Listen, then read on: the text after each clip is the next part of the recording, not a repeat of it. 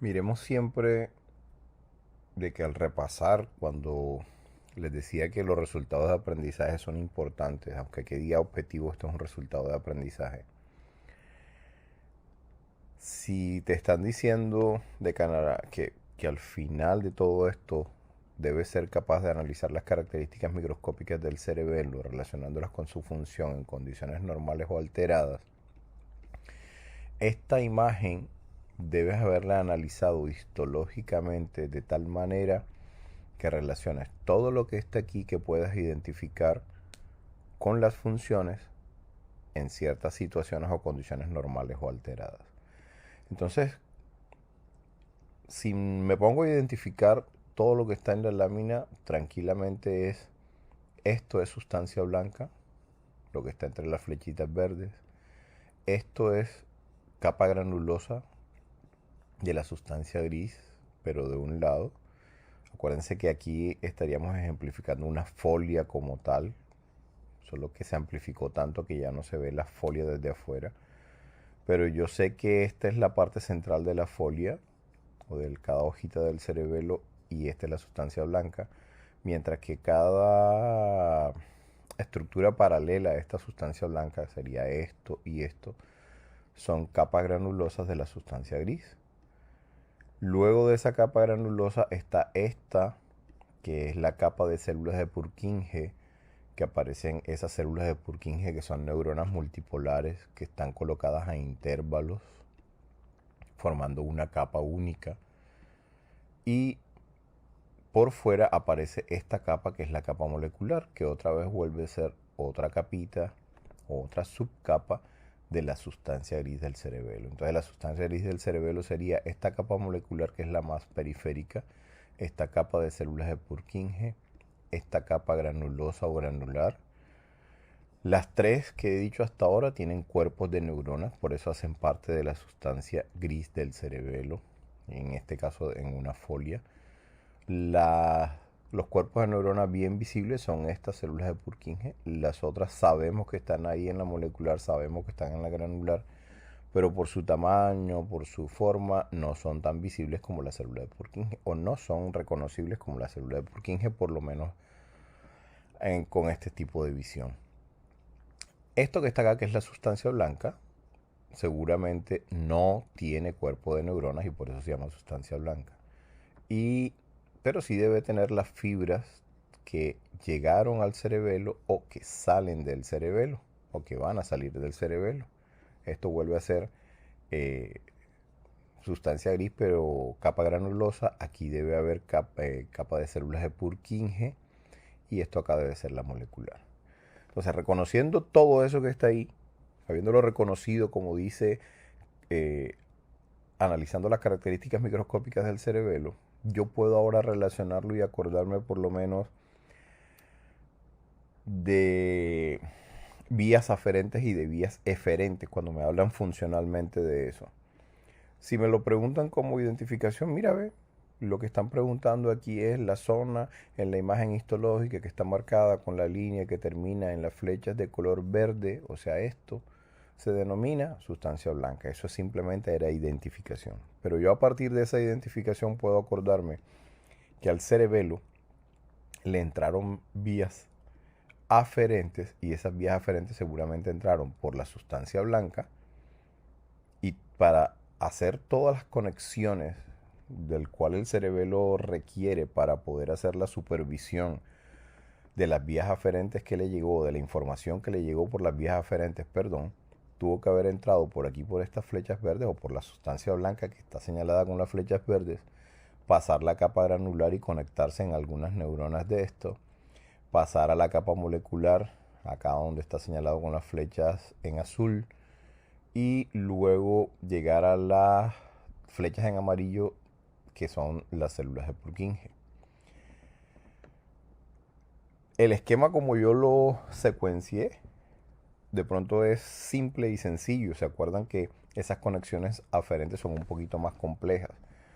Pero en la secuencia en que yo lo coloqué me recuerda lo que hizo la vía aferente la vía aferente del cerebelo, las vías aferentes del cerebelo para tratar de llegar a la neurona de Purkinje, la célula de Purkinje, donde se va a comenzar la respuesta eferente. Y esa respuesta eferente, entonces acuérdense que tenía dos partes, por decir así, una dentro del cerebelo y una cuando ya salía del cerebelo. Esa vía eferente intracerebelosa iniciará aquí en esta célula de Purkinje y habiendo estado en la flecha amarilla, después de haber estado en la flecha amarilla en la célula de Purkinje, responderá con este axón de la célula de Purkinje, atravesará esta capa granulosa y entrará a la sustancia blanca para buscar a partir de la sustancia blanca otros pedacitos de sustancia gris que luego veremos en otra lámina, que son los núcleos, que son conjunto de cuerpos de neuronas dentro de la sustancia blanca, en este caso del cerebelo, que son cuando hablábamos de los núcleos dentados, del núcleo del fastigio, de los núcleos del interpósito. Y eso hasta ahí sería la vía eferente intracerebelosa. Cuando lleguemos a esa otra lámina, donde se ven muy bien los núcleos del cerebelo, de ahí en adelante comenzaremos la vía eferente extracerebelosa. Yo voy a pasar de esta pregunta, sin olvidarme de todos los conceptos que repasé por ahí, y me voy a esta otra pregunta.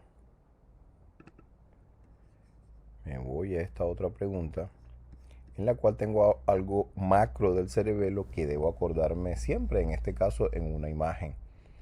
En esta imagen yo voy a repasar tranquilamente que lo que está marcado en esta imagen, viéndose cerebelo en esta zona, me hace recordar en 2 dimensiones ciertas cosas que yo conozco en 3 dimensiones. Esta cisura que se ve aquí me hace recordar que lo que esté por delante de él era el lóbulo anterior, o hace parte del lóbulo anterior, y que nosotros filogenéticamente lo habíamos llamado paleocerebelo. Este 6 que está acá me hace recordar lo que nosotros habíamos llamado arquicerebelo filogenéticamente, y el cual constaba del lóbulo floculonodular. Solo que acuérdense que está en 2 dimensiones y no estará todo lo que en 3 dimensiones llamábamos a ese lóbulo. Pero estoy relacionando de que esa zona hace parte de esa estructura. Este 8 representa una cavidad, que es el cuarto ventrículo, que a nosotros nos sirve mucho de ubicación entre lo que está acá, que es el tallo o el tronco cerebral, y el cerebelo. Este 4 me queda representando, a pesar de que está en 2 dimensiones, a pesar que está en un corte sagital, me queda representando el lóbulo posterior. No podría decir posterolateral porque de pronto el corte no me deja ver la parte lateral, pero sí está representando ese posterolateral, en este caso posterior. Y a esta zona nosotros filogenéticamente habíamos dicho que había crecido en nuestra evolución y le habíamos dicho neocerebelo, o había evolucionado como tal más en forma nueva y le decíamos neocerebelo. Sabiendo eso, ubicando eso, yo puedo jugar también a lo que decíamos en el resultado de aprendizaje, a relacionarlas con su función en condiciones normales o alteradas. Aquí simplemente en la pregunta me están diciendo: el cerebelo funciona como un comparador de la diferencia existente entre las órdenes motoras y sus resultados prácticos. Me recordaron lo que hace el cerebelo, tratando de disminuir los desajustes que se producen durante el movimiento. Esta función como comparador es más evidente en la actividad del considerado filogenéticamente como neocerebelo. En la imagen esta estructura está marcada con el número. Me han pedido simplemente que identifique con qué número está marcado lo que puede representar neocerebelo, que es el 4. Y aquí está señalado el 4. Pero hasta ahí yo no he relacionado tan funcionalmente. La pregunta de pronto me relacionó filogenéticamente, morfológicamente, pero no me ha relacionado funcionalmente. Yo podría tener este concepto esquemático ya en la mente entendido para luego mirar una pregunta como esta que está acá. Bueno, estas son de olfato. Pero como otras preguntas en las cuales yo con esta misma imagen que teníamos aquí, podría tranquilamente, podría tranquilamente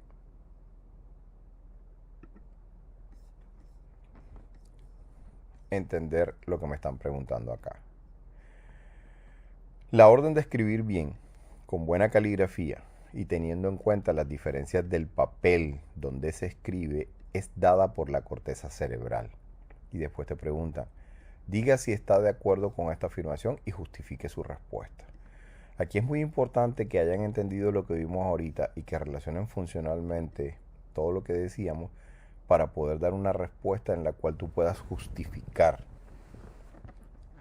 Yo podría decir que sí, y es sí, porque me preguntaron por la orden y me lo pusieron hasta en mayúscula. La orden de escribir bien definitivamente es de la corteza.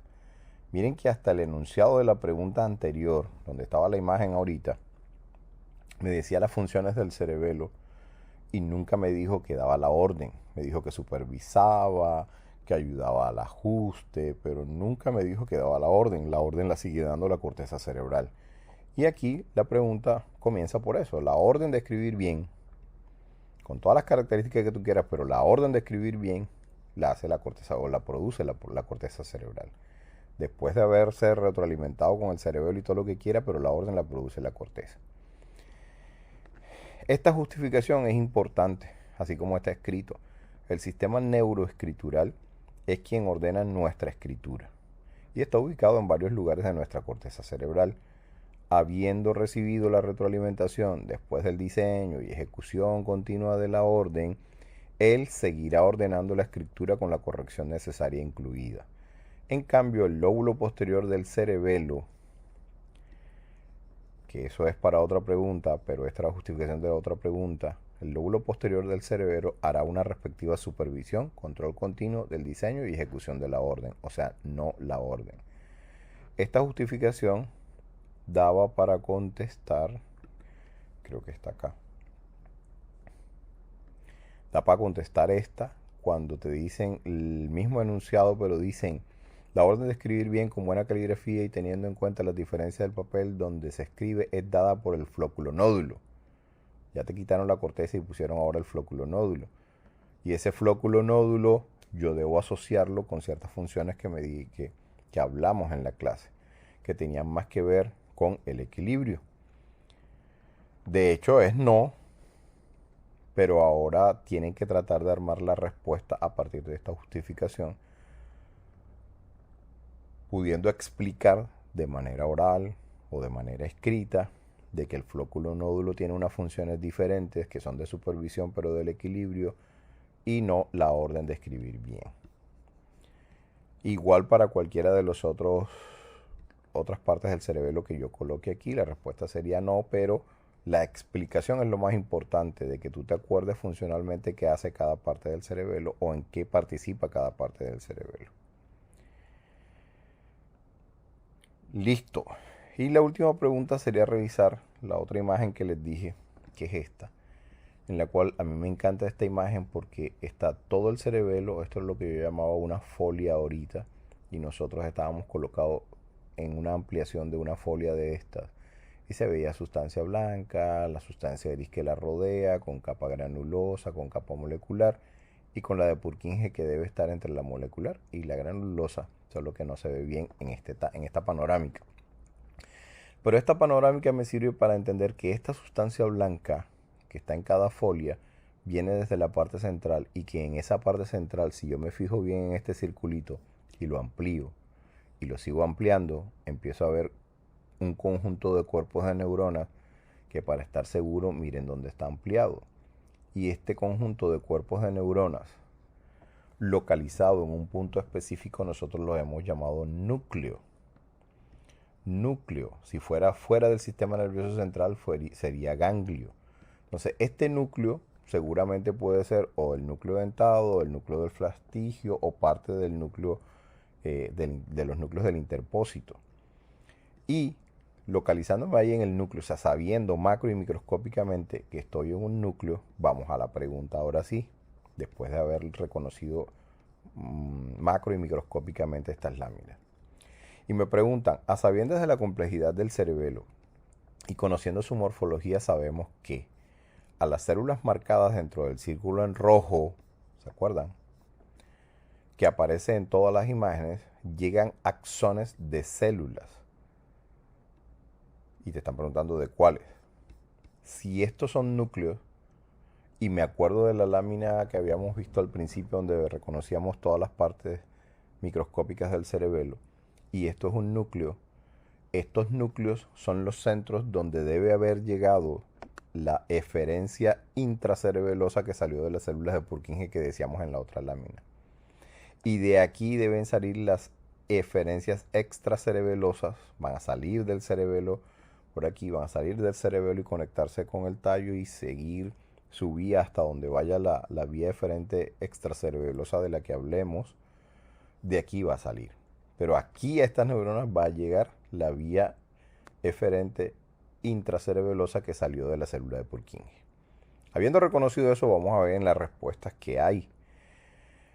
Dice, llegan axones de células en cesta de la capa molecular que funciona como vía eferente intracerebelosa, y eso es mentira.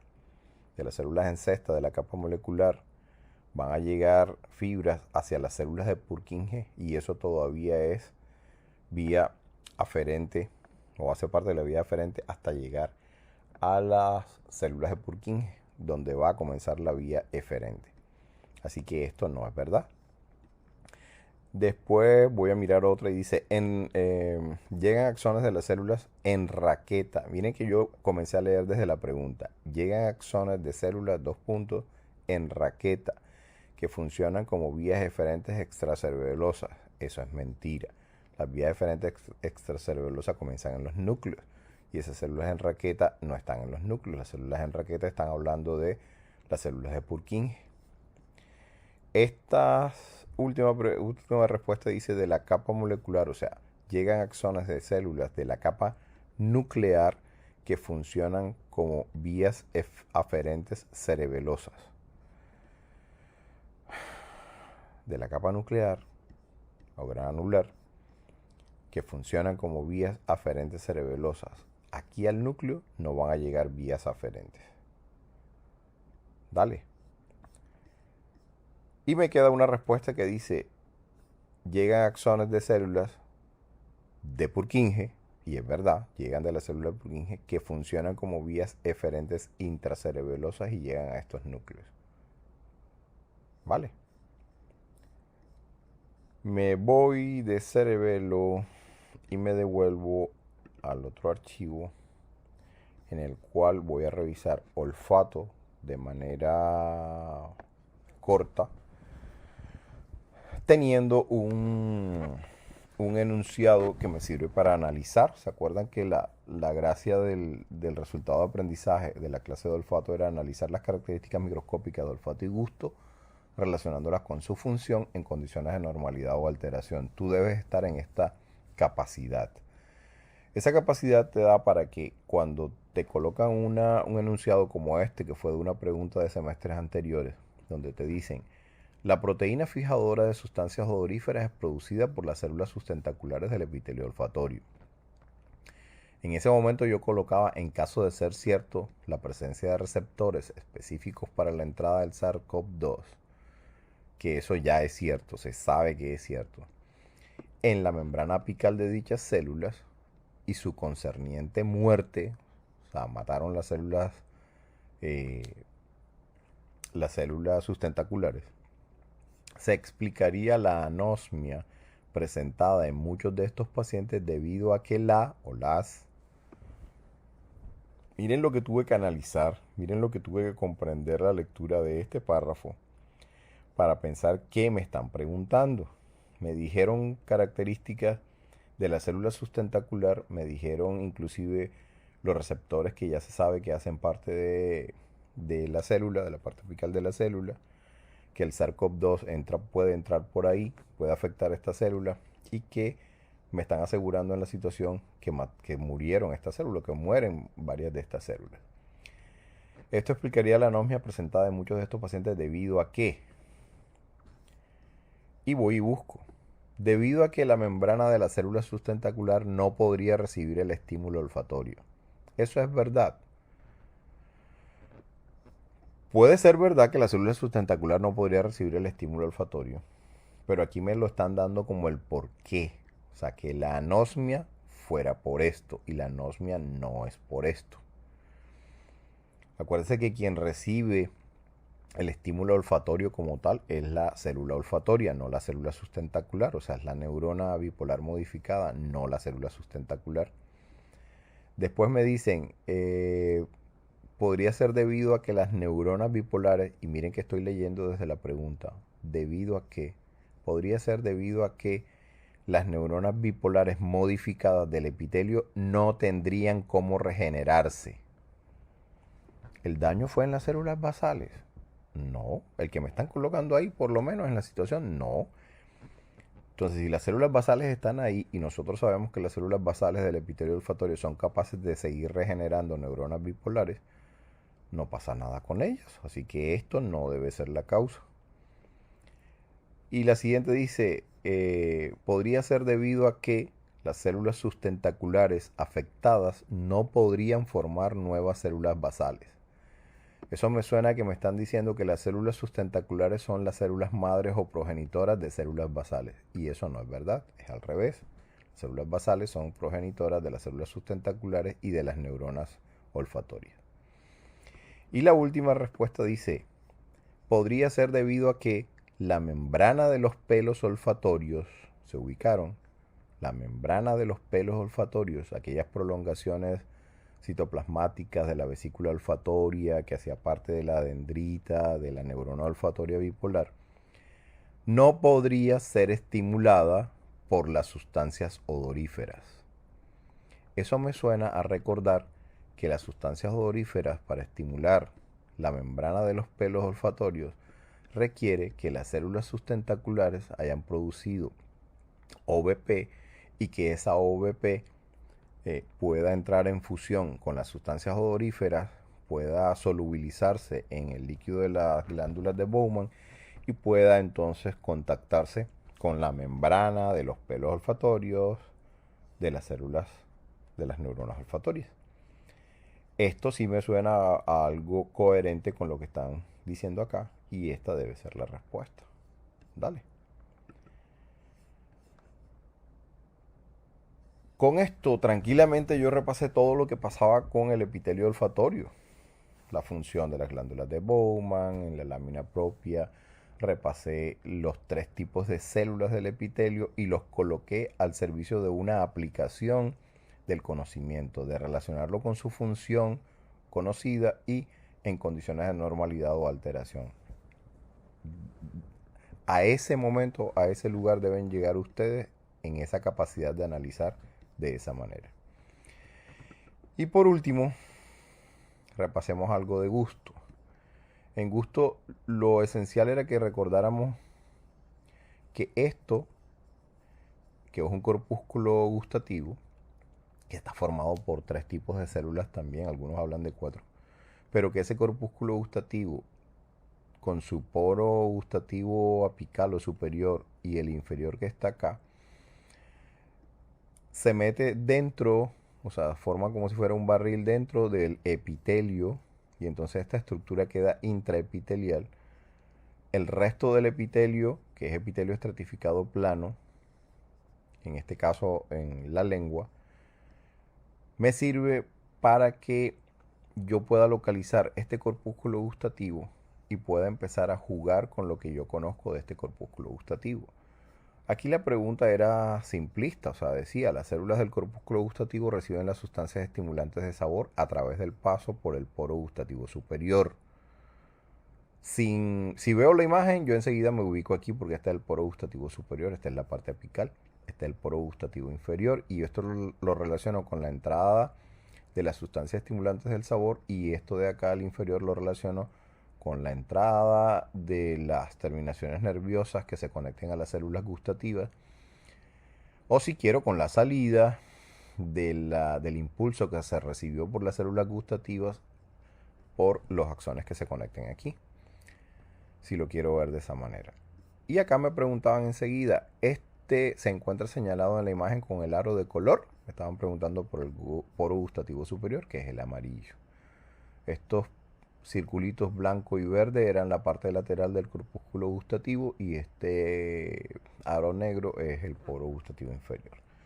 Eso fue localizar, eso fue identificar, pero yo puedo relacionarlo funcionalmente como hicimos ahorita cuando dijeron, si en vez de enunciarlo aquí en la pregunta, lo que pasaba con el poro gustativo superior, yo preguntara de que lo que está señalado con el aro amarillo representa, y ya usted le coloca el lugar por donde el corpúsculo gustativo recibe las sustancias de sabor y percibe su sabor. Y si te preguntan por el poro gustativo inferior, tú armas la respuesta. O sea, ¿qué puede salir por el poro gustativo inferior? Esa es una posibilidad. Segunda posibilidad de relaciones funcionales, morfológicas, es que si este corpúsculo gustativo está ubicado en la parte lateral de una papila, y ya me tuve que haber ido a la lengua y a reconocer las papilas que tienen corpúsculos, que son la caliciforme y la fungiforme. La diferencia entre las dos era que la papila caliciforme tenía estos corpúsculos gustativos en los bordes laterales. Si esto fuera una papila fungiforme, este corpúsculo gustativo estaría en la parte apical de la papila fungiforme, la parte superior de la papila fungiforme, no en las partes laterales. Esencialmente, si yo puedo hacer esas diferencias funcionales y morfológicas que acabo de decir, yo tengo todo lo que tengo que saber de histología o de histofisiología para reconocer lo que tiene que ver con el gusto.